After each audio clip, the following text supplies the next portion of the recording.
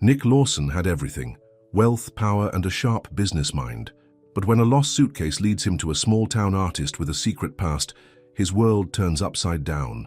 As buried truths resurface and enemies close in, can love and second chances rebuild what money cannot? Before we get into the story, comment below where in the world you are watching from today. Nick Lawson stood at the window of his luxury vacation home in Seacliff Cove, staring at the ocean waves with a drink in his hand. At 42, he had everything money could buy, but tonight that wasn't enough. The suitcase with $100,000 in cash was missing, and his real estate deal was at risk. "This is exactly why I don't trust people," he muttered, taking another sip of his scotch. He had already called his assistant in New York 3 times, yelling about the incompetence of the local train station staff. The cash was supposed to be a deposit for buying out several beachfront properties. Without it, the other investors might back out. Nick loosened his expensive tie and threw it on the couch. The morning had started so well. He'd flown in on his private jet, ready to close a deal that would make him even richer. The plan was simple: buy the rundown properties along the beach. At a low price, tear them down and build luxury condos. The local property owners were struggling, and Nick knew they'd sell. They always did. But somewhere between getting off the train and arriving at his vacation house, the suitcase had disappeared. Nick had been distracted, talking on his phone about stock prices, barely paying attention to his surroundings. Now he was paying the price for that carelessness. His phone rang. It was Thomas, his business partner in New York. "Tell me you found it," Thomas said. "No, and I've already called everyone who might have seen it. The station manager, the cab driver, even the coffee shop where I stopped." Nick ran his hand through his graying hair. "It's gone, Thomas. Someone probably opened it by now and is spending our money. We need that cash by tomorrow afternoon, Nick. The sellers won't wait forever, and you know Morrison's group is trying to grab those properties too." Nick walked to his bar and poured another drink. I know. I'll wire more money from my account in the morning. But this just proves what I've always said. People are only honest when they have no other choice." After hanging up, Nick sat in the darkness of his living room. The moon cast shadows through the floor-to-ceiling windows, reminding him of how empty the huge house felt. His last girlfriend had called it quits 3 months ago, claiming he cared more about making money than making memories. Maybe she was right. The next morning, Nick woke up with a headache and a worse mood. He'd barely slept, thinking about the missing money and the deal that might fall apart. He was making coffee when the doorbell rang. "Who the hell?" he grumbled, not expecting anyone this early. Nick opened the door, ready to send away whoever was bothering him, but the words died in his throat. Standing on his doorstep was a woman holding his missing suitcase. She wasn't what he expected. No designer clothes or fancy jewelry, just simple jeans, a paint-stained sweater, and the most honest eyes he'd ever seen. Her dark hair was pulled back in a messy bun, and there was a smudge of blue paint on her cheek. "Hi," she said, smiling nervously. "I'm Elena Carter. I found this at the train station yesterday evening. The station was closed, but I asked around town and heard there was a Nick Lawson staying at this address. I hope I'm not too early." Nick stared at her, then at the suitcase. It was definitely his. He could see the small scratch on the corner from where he'd bumped it getting off the plane. "You found it?" he asked, still not quite believing what he was seeing. Elena nodded. "It was sitting on a bench. I waited for a while to see if anyone would come back for it, but no one did. When I opened it to look for ID, I found the money." She paused, looking uncomfortable. "I didn't count it or anything. I just saw that it was a lot and figured someone must be worried sick about losing it." Nick took the suitcase, his mind racing. This woman had found $100,000 in cash, and instead of keeping it, she'd spent time tracking down its owner. In his world, that kind of honesty didn't exist. "Come in," he said suddenly, surprising himself as much as her. "Please, at least let me thank you properly." Eleanor hesitated. "Oh, that's not necessary. I just did what anyone would do." Nick almost laughed at that. "No," he said, "they wouldn't. Trust me on that." He opened the suitcase right there and pulled out several bundles of cash. "Here, please take some as a reward. It's the least I can do." But Elena stepped back, shaking her head. "No, really. I don't want a reward. I believe in doing the right thing, because it's right. Not because there's something in it for me." She smiled again, and Nick felt something stir in his chest, an unfamiliar feeling he couldn't quite name. "Then let me buy you dinner," he heard himself saying, "just to say thank you. No strings attached." Eleanor looked at him for a long moment, studying his face as if trying to read his intentions. Finally, she said, "Okay, dinner would be nice, but I get to pick the place." "Deal," Nick said, realizing he was actually looking forward to it. "Where should I pick you up?" "I work at the Blue Shell Cafe on Main Street. My shift ends at 7. She started to turn away, then looked back. "And Mr. Lawson? You might want to be more careful with your suitcases in the future. Not everyone in this town is as honest as me." Nick watched her walk away, noticing how she stopped to pet a stray cat on the sidewalk. When she disappeared around the corner, he looked down at the suitcase in his hands and shook his head. "Well," he said to himself, "this could be interesting." Inside, he called Thomas to tell him the money had been found, but he left out the part about Elena and their dinner plans. Somehow he wanted to keep that to himself for now. As he put the suitcase in his safe, Nick realized that for the first time in years, he was actually looking forward to having dinner with someone who had shown him that maybe, just maybe, his cynical view of the world wasn't entirely right.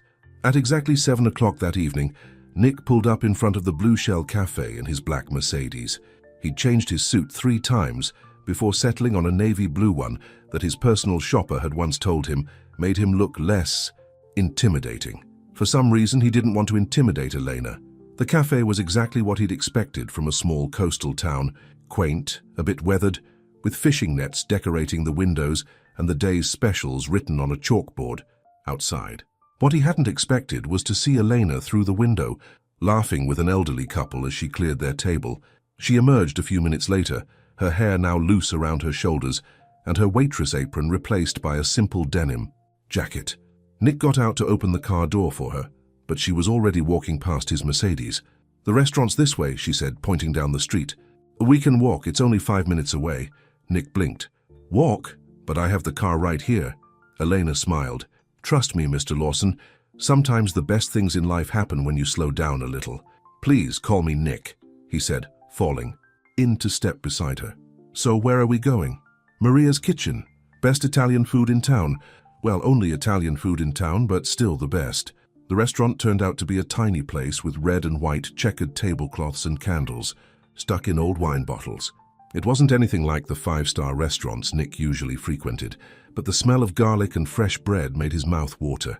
"Elena," a plump woman with grey hair rushed over to hug her. "Your usual table." "Yes, please, Maria. This is Nick. He's new in town." Maria gave Nick an appraising look. "Ah, the businessman staying in the big house on the cliff. Welcome to our little corner of the world." Their table was by a window overlooking the harbor. Nick watched as Elena ordered without looking at the menu, clearly a regular customer. He did the same, trusting her recommendation of the homemade lasagna. "So," Elena said once Maria had left, "what brings a New York investment banker to our small town? Besides losing suitcases full of money, I mean." Nick hesitated. He usually loved talking about his business deals, but something made him hold back. "Property development," he said vaguely. "How did you know I was from New York? Small town?" "Remember, news travels fast, especially when someone buys the biggest house on the cliff." She took a sip of water. "But you haven't answered my question.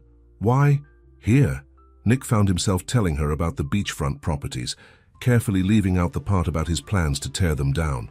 "It's a good investment opportunity," he finished.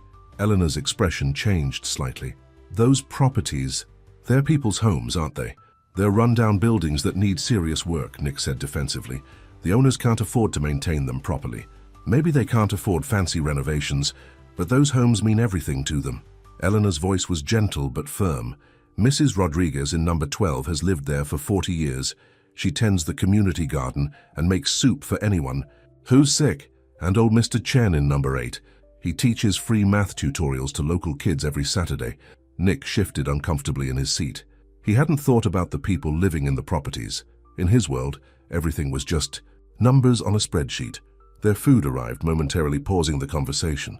Nick took a bite of the lasagna and had to admit it was better than any he'd had in New York's finest restaurants. "Tell me about yourself," he said, hoping to change the subject.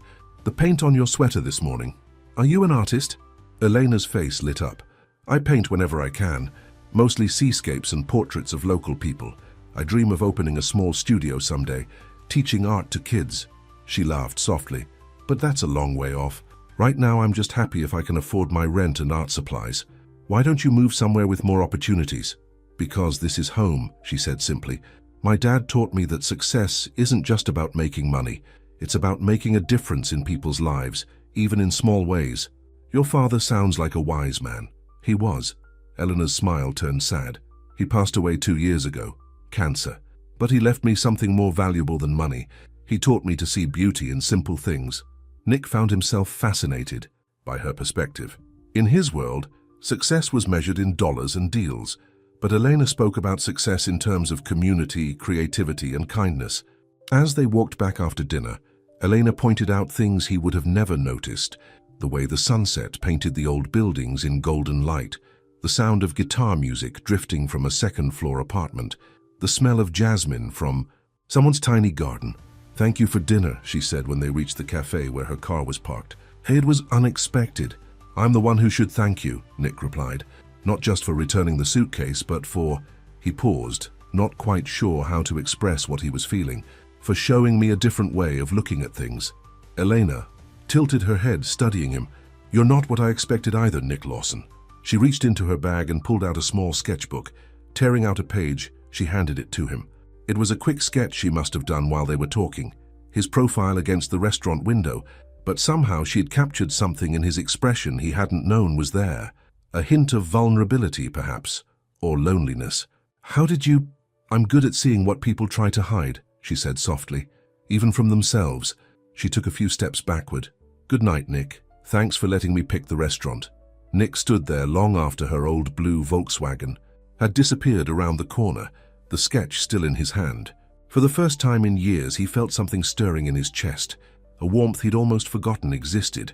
His phone buzzed. It was Thomas, probably calling about the property deals. Nick looked at the screen for a long moment, then did something he'd never done before. He turned the phone off. Tomorrow would be soon enough for business. Tonight he just wanted to remember the way Elena's eyes lit up when she talked about art, and how for a few hours his world of spreadsheets and profit margins had seemed less important than the simple pleasure of sharing a meal with someone who saw the world so differently from him.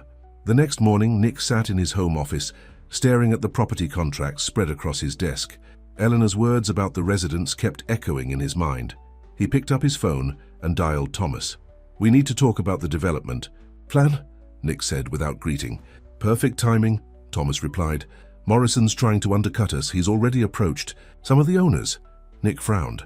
Robert Morrison was his biggest rival, known for destroying communities to build luxury developments. What's he offering them? 30% less than us.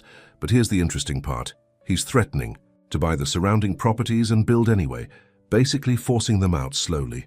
That's dirty business, even for Morrison. Nick looked out his window at the beachfront properties below. He could see an elderly woman, probably Mrs. Rodriguez, tending to her small garden. "Since when do you care about playing dirty?" Thomas laughed. "Anyway, I'm flying in tomorrow. We need to move fast." After hanging up, Nick drove downtown, telling himself he wasn't hoping to see Elena at the Blue Shell Cafe. But as he passed by, he saw her through the window, serving customers with that same warm smile she'd shown him. He parked his car and went in. The bell above the door jingled and Eleanor looked up. Her smile faltered slightly when she saw him. "Mr. Lawson," she said formally. "Coffee?" "Elena, about last night." "Table for one?" she interrupted, already reaching for a menu. "Actually, I was hoping we could talk about the beachfront properties." Elena's expression hardened. "I think I know what's coming. The whole town's talking about it. Morrison's people were here this morning, making threats barely disguised as business offers. That's what I wanted to discuss. Morrison's playing dirty and you're what? The good guy?" Eleanor's voice was quiet but intense. "I saw the plans at the town hall this morning, Nick. Luxury condos? A private beach club? Where are people like Mrs. Rodriguez supposed to go?" Nick felt his face grow hot. "The development would bring jobs, improve the economy. Save your corporate speech." Elena placed a coffee cup in front of him with shaking hands. After last night, I thought maybe you were different. I guess I was wrong." Before Nick could respond, the cafe's door chimed again. Robert Morrison walked in, his expensive suit out of place in the humble cafe. He was accompanied by 2 men in dark suits. "Well, well," Morrison said, smirking. "Nick Lawson himself, doing some local research?" Nick stood up slowly. "Morrison, I heard you were in town." Just making some business arrangements. Morrison turned to Elena. Miss Carter, isn't it? Have you thought about my offer? Nick looked at Elena in surprise. What offer? Elena crossed her arms. Mr. Morrison offered to buy my father's old art studio, the one I'm renting now. He says it's necessary for access roads to the new development. The studio isn't even near the beachfront, Nick said, turning to Morrison. Smart man, Morrison chuckled. You know as well as I do that controlling surrounding properties is key to these developments. Speaking of which, Nick, your investors are getting nervous. I had an interesting call with James Peterson this morning. Nick felt his stomach drop. Peterson was his biggest investor. You're bluffing. Am I? Check your phone. As if on cue, Nick's phone buzzed. It was an email from Peterson expressing serious concerns about the project's direction. Morrison smiled again, cold and calculating. Face it, Nick. You're losing your edge. First you lose a suitcase full of cash. Oh yes, word gets around. And now you're what? Getting sentimental over some local artists and gardeners. Elena watched this exchange with growing understanding. So that's what this is really about. A competition between two rich men. And we're just collateral damage. It's business, sweetheart, Morrison said dismissively. Nothing personal. Nick saw Eleanor's face flush with anger. Don't call me sweetheart, she said, her voice steel hard. And get out of my cafe. Careful, Miss Carter, that attitude might cost you your studio. And without a lease, where will you teach those children's art classes I've heard so much about? Nick stepped between them. Back off, Morrison. Or what? Morrison straightened his tie. Face it, Nick. You've gone soft. First the suitcase. A thing now this. What would your father say if he could see you now? The mention of his father hit Nick like a physical blow. Jonathan Lawson had built their company from nothing, teaching Nick that sentiment had no place in business. The world's changing, Morrison, Nick said, but his voice lacked conviction. No, it's not. There are still just two types of people, winners and losers. Morrison headed for the door, then turned back. You have until tomorrow to decide which one you are, Nick. After that, all deals are off. After Morrison left, the cafe was silent. Elena started wiping down the counter, her movements sharp and angry. Elena, let me explain. I think you've explained enough. She didn't look at him. You know what hurts the most? I actually started to believe you were someone who could change. I am changing. Really? Then prove it. She finally met his eyes. Show me that all your money and power can be used for something good, not just destroying people's lives. Nick stood there, torn between the business instincts that had made him rich and the unfamiliar feelings Elena stirred in him. His phone buzzed again. More messages from investors, probably. I have to go, he said quietly. Of course you do. Elena turned away. Goodbye, Mr. Lawson. As Nick walked back to his car, he felt like he was leaving something important behind. His phone kept buzzing with messages, but all he could think about was the disappointment in Elena's eyes. Back at his house, he poured himself a drink and looked at Elena's sketch, still sitting on his desk. In the growing darkness, he had to make a decision, but for the first time in his life, he wasn't sure what the right choice was. Nick barely slept that night. By morning, his desk was covered with coffee cups and property documents. He'd spent hours looking at alternative plans, trying to find a way to make everyone happy. But business didn't work that way. At least that's what his father had always told him. The sound of car doors slamming made him look out the window. Thomas had arrived with their legal team right on schedule. Nick straightened his tie and tried to push thoughts of Elena aside. You look terrible, Thomas said as he walked in. Don't tell me you're actually worried about Morrison's threats. It's not that simple. Nick spread out some papers on the conference table. I've been looking at different approaches. Different approaches? Thomas laughed. Nick, we have investors waiting. Peterson's already wavering. If we show any weakness now, Morrison wins. The lawyers started their presentation about acquisition strategies and profit projections. Nick watched as they outlined plans to pressure the holdout residents, including Eleanor's art studio. Stop, Nick said suddenly. Everyone in the room looked at him in surprise. There has to be another way. Thomas pulled him aside. What's gotten into you? This isn't like you, Nick. Is this about that waitress everyone's talking about? Her name is Elena, Nick said sharply. And no, this is about doing what's right. Right? Thomas shook his head. Your father would be disappointed. He built this company on tough decisions. My father built this company by destroying others, Nick said quietly. Maybe it's time for a change. A change? Thomas's voice rose. We're not running a charity, Nick. These people will sell eventually. If not to us, then to Morrison. At least we're offering fair prices. Nick walked to the window. He could see Mrs. Rodriguez in her garden again, showing some children how to plant tomatoes. Further down, Mr. Chen was carrying his teaching materials to the community center. And there, walking along the beach with her sketchbook, was Elena. What if we renovated instead of demolished? Nick turned back to the room. Work with the community instead of against it. The lawyers exchanged glances. Thomas looked like he'd been slapped. Have you lost your mind? Thomas grabbed the profit projections. Look at these numbers. Renovation would cut our profits by 60%. But we'd still make money, Nick insisted, and we'd preserve the community. The community? Thomas spat the word like it was poison. Since when do you care about community? Ever since that woman returned your suitcase, you've been acting strange. She's playing you, Nick. People like that always want something. Nick thought about Eleanor refusing his reward money, about her genuine smile when she talked about her students, about the way she saw beauty in simple things. You're wrong about her, he said, and maybe I've been wrong about a lot of things. Fine. Thomas pulled out his phone. I'm calling an emergency board meeting. If you won't make the right decision, maybe it's time for new leadership. Nick felt strangely calm. Go ahead, but first, look at this. He pulled out a folder he'd prepared during the night. Alternative development plan. We renovate the existing properties, build the beach club as a community center instead of a private facility, and work with local businesses to create a sustainable tourist destination. You can't be serious. I'm CEO for a reason, Thomas. I ran the numbers all night. We make less profit, yes, but we create long-term value. Sustainable growth instead of quick cash. The board will never approve this. Maybe not. Nick straightened his shoulders. But I own controlling interest. My father made sure of that before he died. Thomas's face turned red. You're making a huge mistake. Morrison will eat us alive. No, Nick said. Morrison will try. But he's playing the old game. I'm changing the rules. Just then, Nick's assistant rushed in. Mr. Lawson, you need to see this. Morrison's people are at the art studio. Nick's heart stopped. What? They're trying to evict Miss Carter. Something. It's about an old building code violation. Without a word, Nick grabbed his car keys and ran out. As he sped toward town, he called his legal team.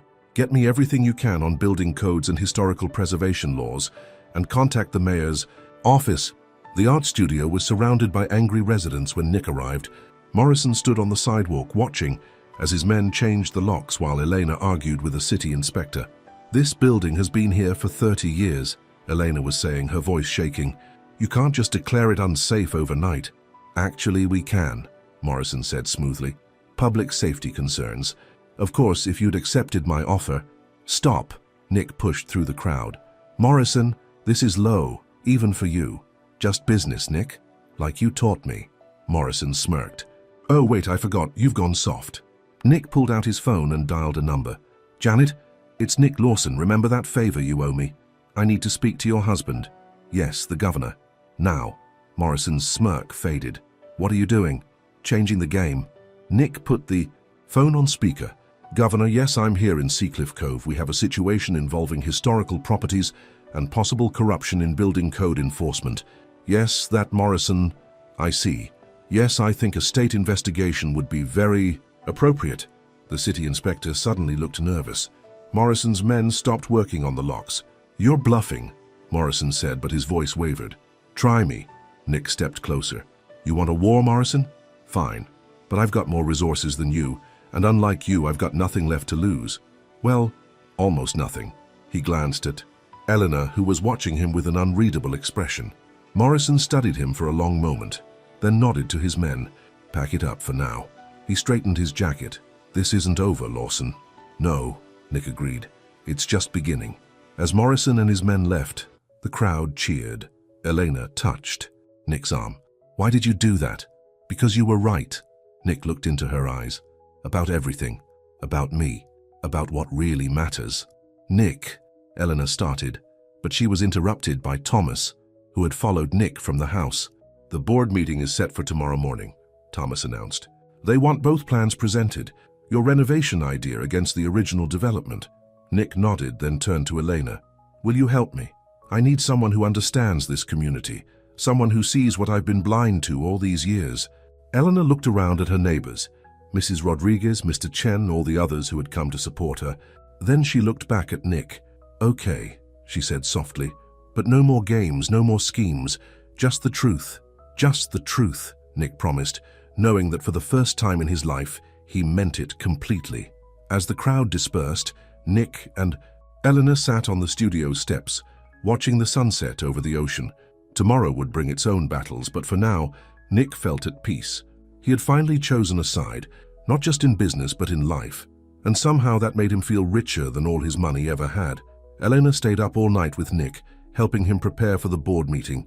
They worked in his home office, surrounded by papers, empty coffee cups, and Elena's sketches of the community. She had drawn portraits of all the residents who would be affected by the development, and Nick planned to show them to the board. "Do you really think pictures will convince them?" Elena asked, adding final touches to Mrs. Rodriguez's portrait. "These are business people. They care about numbers. They need to see what I've seen," Nick said, loosening his tie. "That this isn't just about property values and profit margins, it's about people." Around midnight, Eleanor found an old photo album in the study. Inside were pictures of a younger Nick with his father, both in expensive suits, always in office settings or at business functions. Never just the two of them sharing a personal moment. "He wasn't big on family time," Nick said, when he noticed her looking. "Work always came first." "Is that why you're like that too?" Elena asked gently. Nick sat down heavily in his chair. "I wanted to make him proud. Even after he died, I kept trying to be the son he wanted." He picked up one of Elena's sketches, an old fisherman mending nets on the pier. "But maybe it's time to be the man I want to be instead." Eleanor touched his hand. "And who is that?" Before Nick could answer, his phone rang. It was Peterson, his biggest investor. "Nick," Peterson's voice was grave. "Morrison just called me. Made some interesting offers, says you've lost your edge. James, I can explain, save it for the board meeting. But I'll tell you this. I've known you since you were a kid. Your father was my friend. Don't throw away everything he built for some small-town romance." After hanging up, Nick stared out the window at the moonlit ocean. "Maybe they're right. Maybe I am throwing everything away." Elena stood up. "Then let me go. Walk away now if you're having doubts." "What?" "No, Elena. Because I won't watch you destroy these people's lives just to please your father's ghost." Her voice shook. "I care about you, Nick. More than I should. But I care about this community too." Nick crossed the room and took her hands. "That's exactly why I need you. You make me want to be better. To do better." Their faces were close now, the late hour and emotional tension making everything feel more intense. For a moment, it seemed like Nick might kiss her. Instead, he stepped back and picked up another file. "We should finish the presentation," he said softly. Elena nodded, her cheeks flushed. They worked through the night, preparing everything for the morning's meeting. At dawn, Nick's house filled with board members flying in from New York. Elena slipped out early, promising to return with coffee from the Blue Shell Cafe. As she left, Thomas arrived with Morrison. "A last-minute proposal," Morrison announced, waving a folder. "Joint development. Your resources, my plan. The board will love it." Nick took the folder but didn't open it. "Why are you really here, Morrison?" "To watch you fall." Morrison smiled coldly. "Your father would be so disappointed." Just then, Eleanor returned with a box of coffee and pastries. She froze when she saw Morrison. "Ah, the waitress," Morrison smirked. "Tell me, my dear, how does it feel to be the reason Nick Lawson throws away his family legacy?" "Leave her out of this," Nick warned. "But she's the reason for all this, isn't she?" Morrison turned to the gathering board members. "The great Nick Lawson, undone by a pretty face and a returned suitcase. It would be funny if it weren't so pathetic." Eleanor set down the coffee box. "You think that's what this is about? A pretty face?" She pulled out her sketchbook. "Let me show you what this is really about." One by one, she showed her portraits to the board members. Mrs. Rodriguez tending her garden, Mr. Chen tutoring children, the old fisherman who knew every story about the town's history. "This is your investment," she said firmly. "Not just buildings and land, but a community. People who've spent their lives here, who've built something beautiful." "Very touching," Thomas interrupted. "But we're here to discuss business, not art." "Then let's discuss business," Nick said, stepping forward. He picked up his presentation. "Folder. I'll show you how we can make money while making a difference." For the next 2 hours, Nick presented his renovation plan. He showed how preserving the community's character could attract high-end tourists looking for authentic experiences. how working with local businesses could create sustainable growth, how their company could be known for innovation rather than destruction. The profits will be lower initially, he admitted, but we'll build something lasting, something my father never understood. That true success isn't just about money. Morrison laughed. This is business, not a charity. No, Peterson interrupted. Everyone turned to look at the older man who had been silent until now. This is the future. He stood up. Your father was my friend, Nick, but he was wrong about some things. This plan of yours, it's bold different, he smiled. I'm in. One by one, other board members nodded their agreement. Thomas looked stunned. Morrison stormed out. As the meeting broke up, Elena touched Nick's arm. I should go. You have a lot to deal with. Stay, Nick said, taking her hand. I couldn't have done this without you, any of it. Eleanor looked at their joined hands. What happens now? Before Nick could answer, Peterson approached them. Nick, we need to discuss the implementation details. Give me a minute, Nick said, not taking his eyes off Elena. Take your time, Peterson said with a knowing smile. Some things are more important than business. I wish I'd learned that sooner myself. When they were alone, Nick turned to Elena. I meant what I said in there, about building something lasting. He touched her cheek. Not just the development, everything. Elena smiled, tears in her eyes. Just remember what I told you when I brought back your suitcase. The right thing is worth doing just because it's right. I'll never forget, Nick promised. You taught me that money can't buy what really matters. As the morning sun filled the room, they finally shared their first kiss. Outside, the town was waking up, unaware that its future had just been secured by an unlikely alliance between a cynical businessman and an artist who saw beauty in simple things. But their story wasn't over yet. Morrison's threat still hung in the air, and implementing Nick's new vision would test both his resolve and their growing relationship. Yet somehow, standing there with Elena in his arms, Nick knew that whatever challenges lay ahead, he had finally found something worth more than all his wealth, a chance to make a difference, and someone to share that mission with. The days following the board meeting were a whirlwind of activity. Nick's office in the beach house had become the headquarters for the new community development project. Elena's sketches hung on one wall, while the other was covered with renovation plans and community feedback forms. The contractors can start with Mrs. Rodriguez's garden next week, Nick said, marking items off his checklist. We'll expand it into a community garden space just like you suggested. Elena smiled, watching him work. The expensive suit was gone, replaced by a casual button-down shirt and khakis. He looked younger somehow, more alive. You're really doing for this, she said. Actually changing things. We're doing this, Nick corrected her. I couldn't have.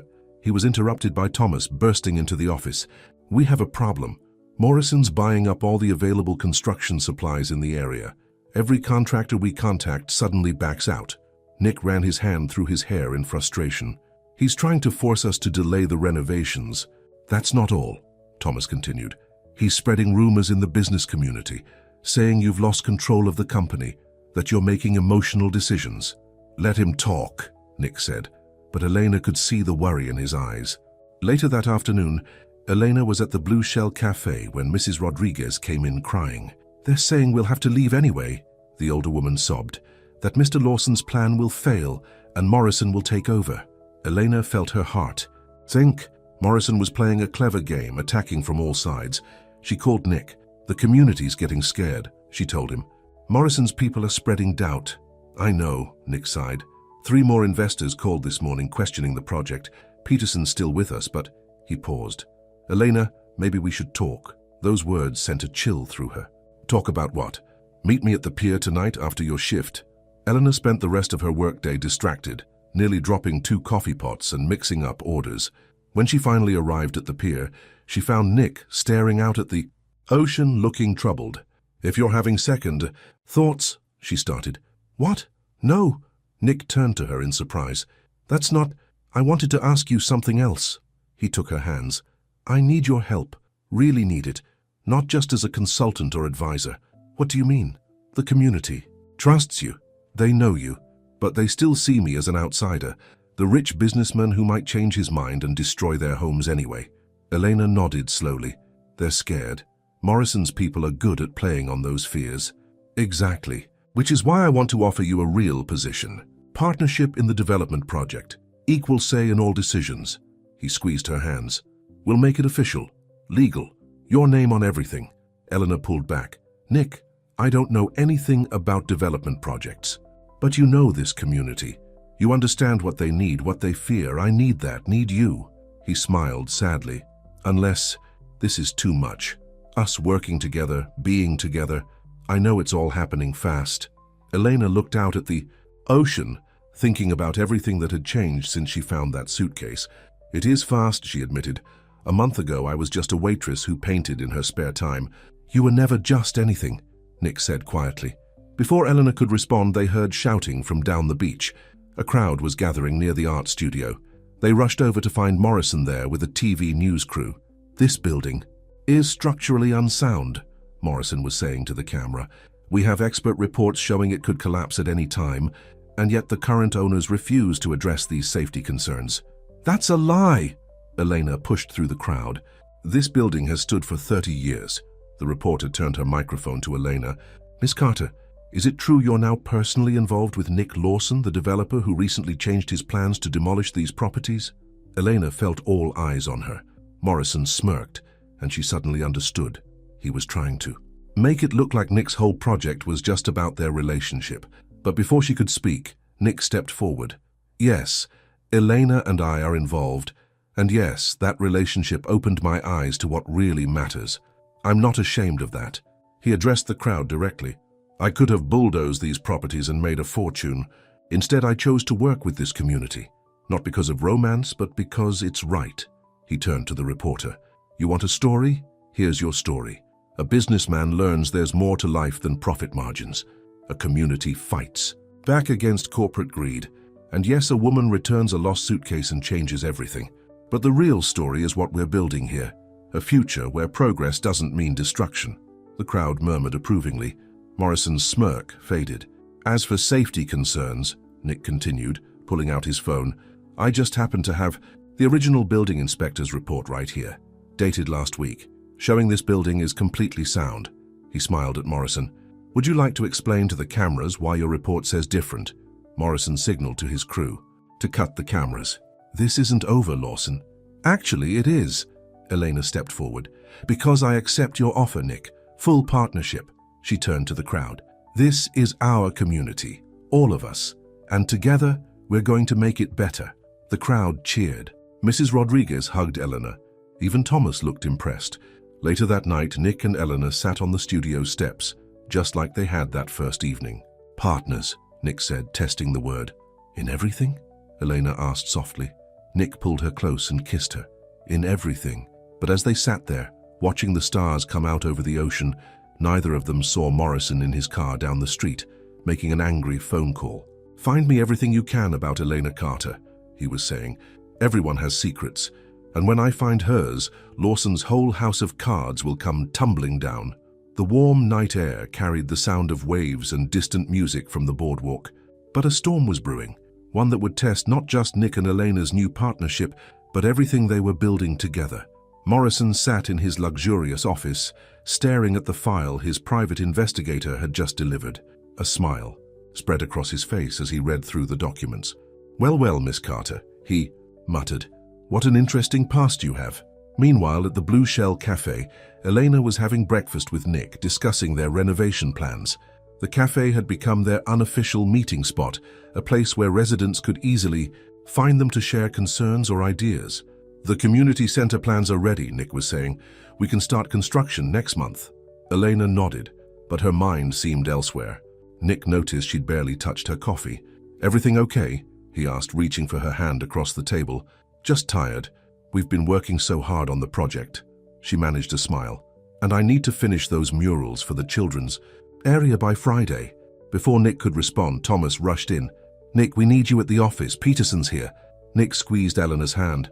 I'll see you later. Actually, Thomas added, Peterson wants to see both of you. When they arrived at Nick's beach house office, Peterson was standing at the window, looking troubled. Close the door, he said without turning around. Nick felt Eleanor tense beside him. Something was wrong. Morrison came to see me this morning, Peterson said finally. He had some interesting information. He turned to face them. About Elena's past. Elena's face went pale. Nick stepped closer to her. Whatever Morrison's trying to pull, is it true? Peterson cut him off, looking directly at Elena. Did you serve time in juvenile detention? The room went silent. Nick turned to Elena in shock. What? Elena's hands were shaking. It was a long time ago. I was 16. Fraud and theft, Peterson continued, reading from a paper. You and your boyfriend at the time ran quite a scheme, targeting wealthy older men, gaining their trust. Stop. Elena's voice was barely a whisper. Please. Nick felt like the room was spinning. Elena. She couldn't look at him. I was young and stupid. Danny. My boyfriend then, he convinced me it was just a game, rich men who wouldn't miss the money. How much? Nick asked quietly. Over $50,000. Peterson answered for her. Quite impressive for a teenager. Elena wrapped her arms around herself. After we got caught, Danny blamed everything on me. I spent 18 months in juvenile detention. That's where I learned to paint. An art therapist there saved my life, showed me another way to live. And your father? Nick asked. The one you said taught you about honesty. My adoptive father? Elena said, tears running down her face. He took me in after I got out, gave me a second chance. Everything I told you about him was true. He taught me to be better, to do better. Nick ran his hand through his hair, pacing the room. Why didn't you tell me? How could I? Eleanor's voice cracked. When we met, you were so cynical, so sure everyone was dishonest. Then you started to trust me, to change because of that trust. How could I tell you that once upon a time you were right about me? The suitcase, Nick said suddenly. When you found it, was that some kind of test to prove you'd changed? No. Elena stood up. I returned it because it was right. Because I'm not that person anymore. Peterson cleared his throat. This puts us in a difficult position. Morrison is threatening to take this to the press. Lawson's partner, convicted con artist. Imagine the headlines. Former juvenile offender. Eleanor corrected quietly. My record was sealed. How did he even... Morrison has resources, Peterson said, and he's willing to use them to destroy this project and everyone involved. Nick hadn't said anything for several minutes. Elena took a step toward him. Nick, please, say something. I need time to think, he said, his voice flat. Thomas, show Peterson the new contractor agreements. Eleanor, maybe you should go. Eleanor stood there for a moment, tears falling. Then she turned and fled the office. That evening, Nick sat alone in his house, drinking scotch and staring at Elena's sketches on his wall. The phone rang. Morrison. I assume Peterson delivered my little present, Morrison said smoothly. Quite a shock, wasn't it? Finding out. Your honest little waitress was actually an experienced con artist. What do you want, Morrison? The same thing I've always wanted. Pull out of the development. Let me handle it my way. Or tomorrow morning every newspaper in the state gets Elena's story. Her career will be over before it begins. The community will never trust her again. Is she worth losing everything over? Nick looked at the sketch Elena had drawn of him that first night, the one where she'd captured something in his eyes he hadn't even seen himself. You're right about one thing, Nick said. She was a con artist. She knew exactly how to play people, how to gain their trust, which means when she found that suitcase, she could have easily taken the money. No one would have ever known. People don't change. Lawson, once a thief, but she didn't take it. She spent hours tracking me down to return it. Not for a reward, not for praise, but because she'd learned something you and I never did, that doing the right thing matters more than money. Very touching, Morrison sneered. So you're choosing her, despite her lies. Nick stood up, walking to the window. He could see the lights of town, where somewhere Elena was probably crying, thinking she'd lost everything again. No, Morrison, I'm choosing to be the man she believed I could be. The man who sees more than just profit and loss. He smiled. Go ahead. Release your story. Show the world how a troubled teenager turned her life around, became an artist, and now helps run a development project that puts community first. I'm sure the press will love it. You're making a mistake, Lawson. No, my mistake was not trusting her enough to tell me the truth herself, but I'm going to fix that. Goodbye, Morrison. Nick hung up and grabbed his car keys. He knew where Eleanor would be, the same place she went whenever she needed to think. The art studio was dark, except for one small light. Through the window he could see Elena packing her supplies into boxes, tears streaming down her face. It was time to decide what mattered more, the past she'd overcome, or the future they could build together. Nick took a deep breath and opened the door. Eleanor's hands shook as she placed her paintbrushes in a box. Everything had fallen apart so quickly. Just this morning she'd been planning community murals. Now she was packing up her dreams for the second time in her life. The studio door opened. She didn't need to turn around to know it was Nick. "I thought you needed time to think," she said quietly, continuing to pack. "I did. I thought about how you returned that suitcase when you could have taken the money, about how you fought for this community when you could have looked the other way, about how you believed in me when everyone else just saw a ruthless businessman." Elena turned. To face him, her eyes red from crying. "I should have told you about my past." "Yes, you should have." Nick stepped closer. "Just like I should have told you about the development plans that first night at dinner. We both kept secrets because we were afraid of losing something precious." "I'm not that girl anymore," Elena whispered. "The one who helped steal from people. When I found your suitcase, I never even thought about taking it. Not for a second." Nick picked up one of her paintings, a portrait of her adoptive father. "Tell me about him, the man who helped you change."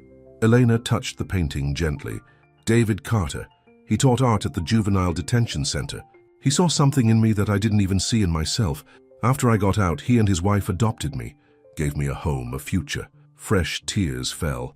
"He taught me that one mistake doesn't have to define your whole life." He was right. Nick took her hand. "Morrison called me tonight, threatened to expose your past to everyone." Eleanor pulled away. "He's right to do it. The community deserves to know who they're trusting." "I agree." Nick's words made her flinch, but he continued. "They deserve to know about the troubled teenager who turned her life around, who uses her art to help children, who fights for people's homes and dreams. That's a story worth telling." "Nick, I told Morrison to go ahead and publish it, but I think we should tell everyone ourselves first. No more secrets." Eleanor stared at him. "You want me to stay, even after knowing what I did?" "I want you to stay exactly because of what you did and what you've done since.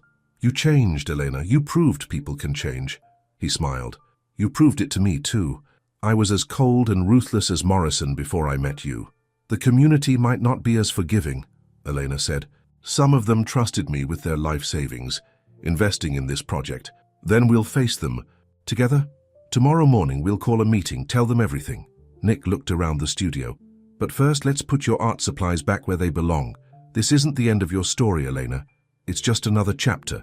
As they unpacked the boxes Elena had filled, Nick noticed a painting he hadn't seen before, hidden behind others. It showed two people dancing under fireworks at what looked like the town's summer festival. "When did you paint this?" he asked. Elena blushed. "Last week. It's how I imagined the festival next month might be. For us." She took the painting and placed it face down. "Stupid dream now." Nick turned the painting back around. "Why?" "Because you made mistakes in your past. So did I. The difference is, you learned from yours years ago. I needed you to teach me mine." He pulled her into his arms. "I love you, Elena Carter. Not despite your past, but because of who you've become." It was the first time he'd said those words. Elena looked up at him, tears shining in her eyes. "Even if Morrison destroys everything, he can try, but he doesn't understand what we're building here. It's not just about properties and profits anymore. It's about second chances, for this community, for both of us." The next morning, they called a town meeting at the Blue Shell Cafe. Every seat was filled, with people standing along the walls.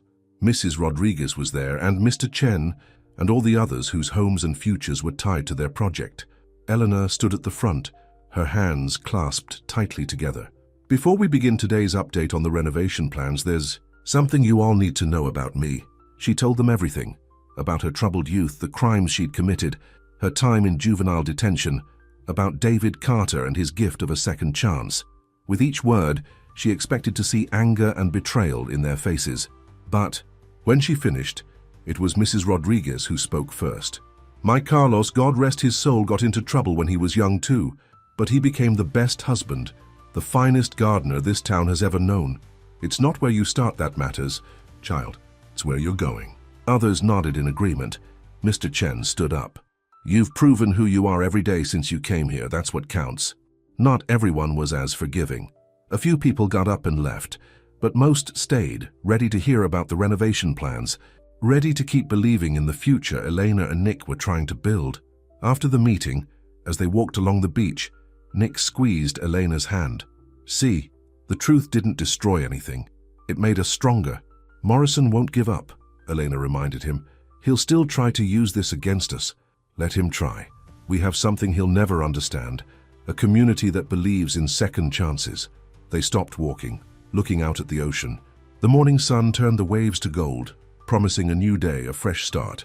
So, Nick said, pulling Elena close, about that painting of the festival, think we could make it reality? Elena smiled through her tears. I think we already are. Every day we're painting something new, something better.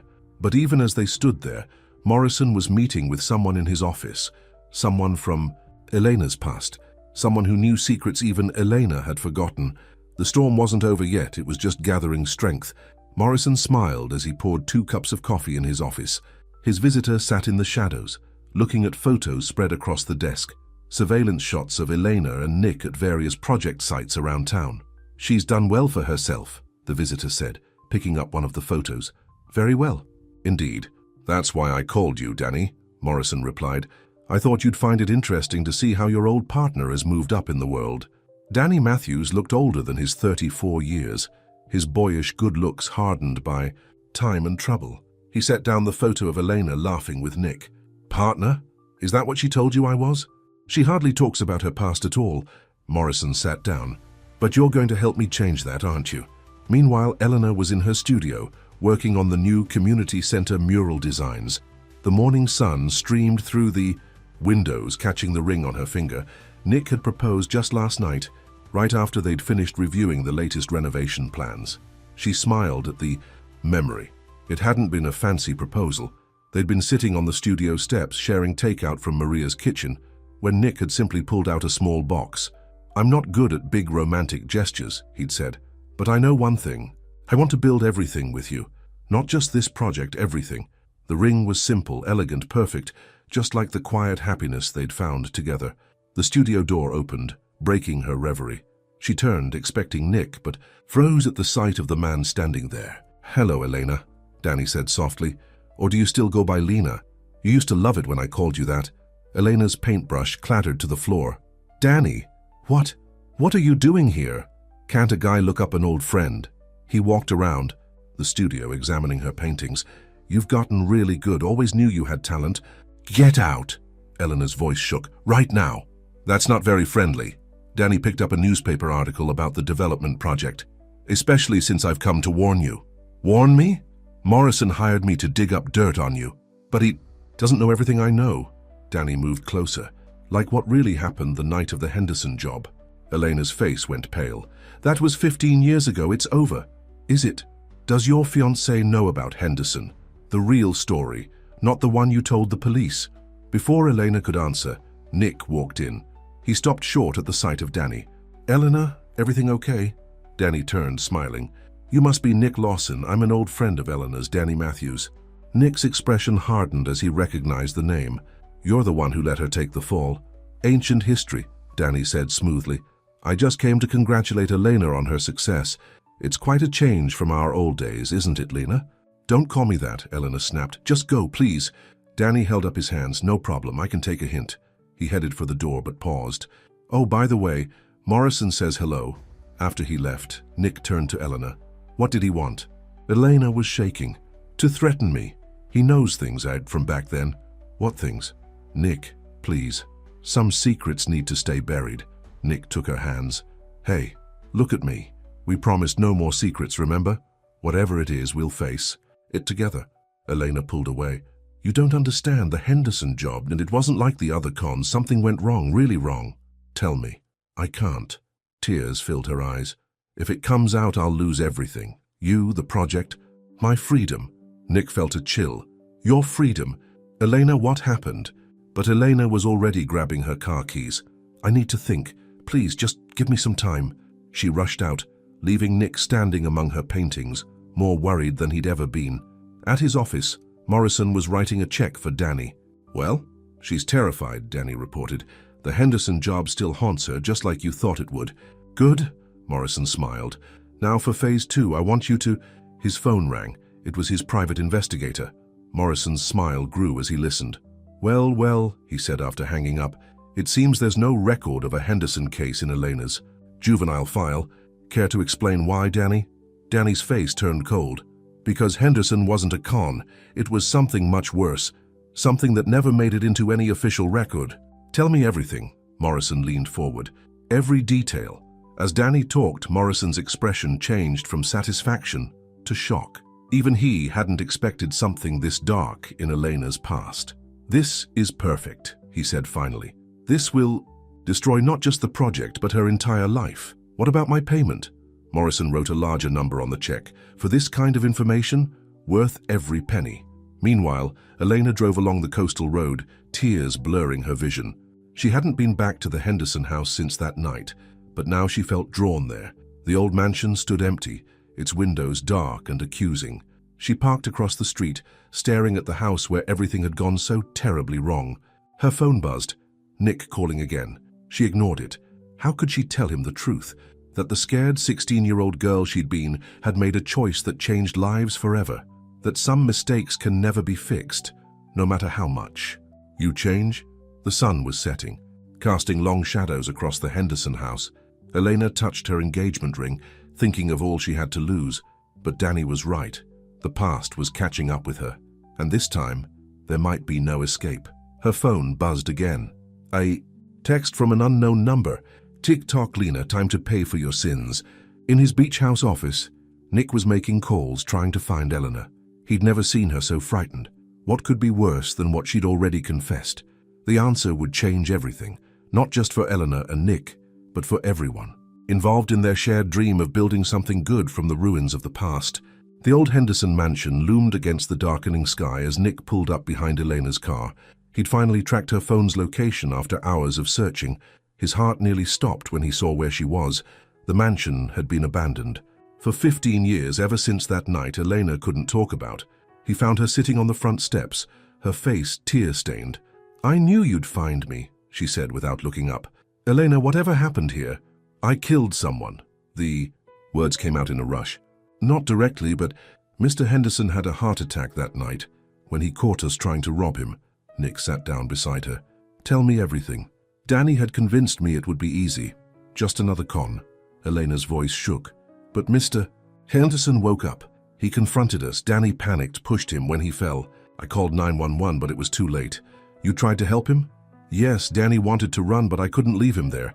I stayed until the ambulance came." She wiped her eyes. "Danny disappeared. When the police arrived, I said I'd broken in. Alone. They never knew about the heart attack, just charged me with attempted theft." "Why didn't you tell the truth?" "Because Danny threatened to hurt my little sister if I did. She was only 10 then." Eleanor looked at Nick. "That's why I went to juvenile detention willingly, to protect her. After I got out, I made sure she and my mom moved far away, where Danny could never find them." Nick took her hand. "Have you talked to them since?" "No. It was safer that way. My adoptive father, David, he knew everything. He helped me make sure they were safe." Fresh tears fell. "I've spent 15 years trying to make up for that night. And now Danny's back to destroy everything." Suddenly they heard footsteps. "Such a touching confession," Morrison said, emerging from the shadows with Danny. "I got it all on video, by the way." Nick stood up protectively in front of Elena. "You set this up?" "Of course I did." Morrison smiled. "Danny here was very helpful, although he left out the part about threatening your sister, Elena. That was an interesting twist." "You bastard!" Elena spat at Danny. "You let me think all these years that you might hurt her. Had to keep you quiet somehow." Danny shrugged. "Besides, it worked out well for Morrison here. He's going to make a fortune once this little scandal destroys your precious development project." "That's not going to happen," Nick said firmly. Morrison held up his phone. "No, one click and this confession goes viral. Imagine the headlines. Local artist's hidden murder scandal. Developer's fiancé involved in death cover-up. The project will be dead by morning." "Wait." Elena stood up. "That video shows Danny admitting to assault and blackmail. You really want that getting out?" Morrison's smile faltered slightly.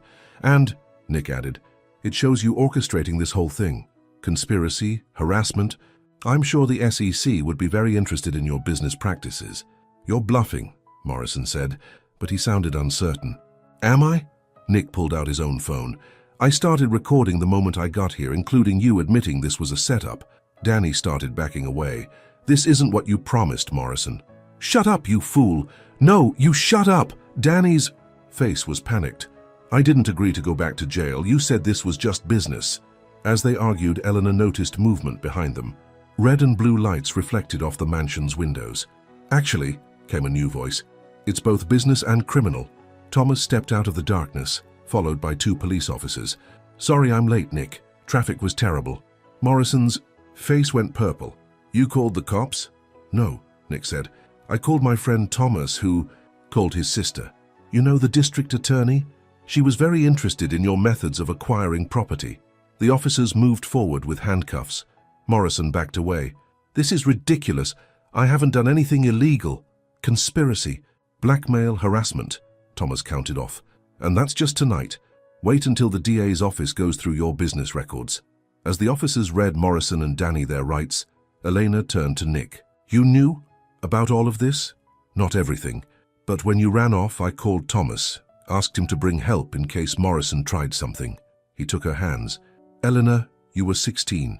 You tried to help Mr. Henderson, and then you spent 15 years becoming someone better. But the project will be fine, Nick smiled. In fact, I think the story of how the community rallied around someone who turned her life around will make great publicity. Eleanor looked at the old mansion. I've carried this guilt for so long. Maybe it's time to let it go. Nick pulled her close. Your sister's safe. Danny can't hurt anyone anymore. And you've more than paid for your mistakes. As if on cue, more cars pulled up.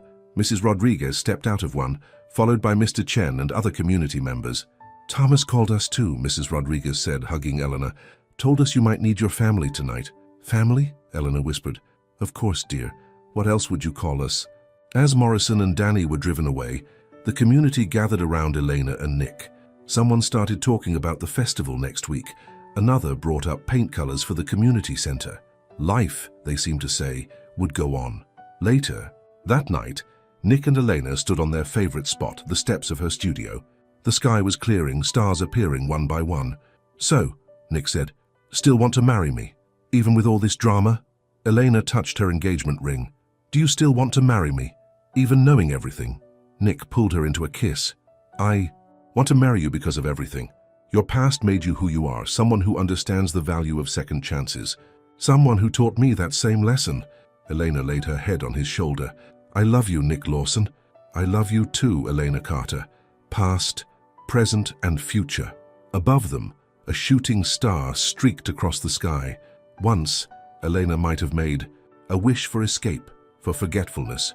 But now she wished only for this, the warmth of Nick's arms, the love of her community, and the chance to keep building something good. The next morning, work began as usual on the development project. Nick and Elena walked the site together, greeting workers, checking plans. The old Henderson mansion would be renovated too, turned into a youth center, where troubled kids could find the same second chance Elena had been given. And in the community garden, Mrs. Rodriguez planted new seeds in the fresh soil. Like the flowers that would bloom there, like Elena herself, they just needed care, patience, and the chance to grow into something beautiful. They say every ending is just a new beginning. For Nick and Elena, their ending was really just the start of a love story built on truth, of a community built on forgiveness, and of a future built on the belief that anyone can change, that everyone deserves a second chance, and that the greatest wealth isn't counted in dollars, but in the lives you touch and the hearts you heal. As the morning sun rose over Seacliff Cove, it lit up the banner hanging across the community center. Welcome home, because that's what Nick and Elena had built together. Not just buildings and businesses, but a home, a place where lost hearts could be found, where broken things could be mended, and where love was stronger than any mistake. And that, as they say, is the greatest fortune of all, the end.